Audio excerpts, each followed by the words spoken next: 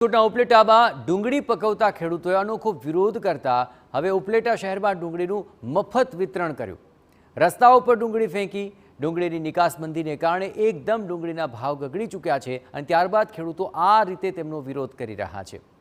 ખેડૂતોએ રેલી પણ કાઢી અને સૂત્રોચ્ચાર પણ કર્યા। ડુંગળીની નિકાસબંધી હટાવવા તેમણે ઉગ્ર માંગ કરી।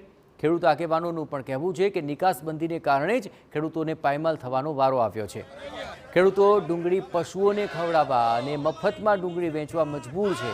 ખેડૂતોની વ્યથા અને આક્રોશ તો ખોટો નથી, પરંતુ લોકોના મતે ગ્રાહકોને સસ્તી ડુંગળી મળે તે માટે સરકારનો પ્રયત્ન છે, પરંતુ જો તેનાથી ખેડૂતોને ખોટ જતી હોય તો વિરોધ કરવો જોઈએ, પણ ડુંગળી ફેંકીને વિરોધ કરીને પાકનું નુકસાન કે અપમાન ન થાય એ રીતે યોગ્ય રજૂઆત થાય તો તેની અસર વધુ સારી થઈ શકે। ભોગવવું પડે છે। ખેડૂતોનો માલ અત્યારે જે ઘરમાં આવેલ છે ત્યારે તેને પૂરતા ભાવ નથી મળતા, તેને કારણે આજે ખેડૂતોને બજારની અંદર ડુંગળી ફેંકી દેવી પડે છે અને ખેડૂતોને આજે એવી પરિસ્થિતિ છે કે મજૂરને દેવા માટે પૈસા પણ નથી અને ખેડૂત આજે ખૂબ હેરાન પરેશાન થઈ જાય છે।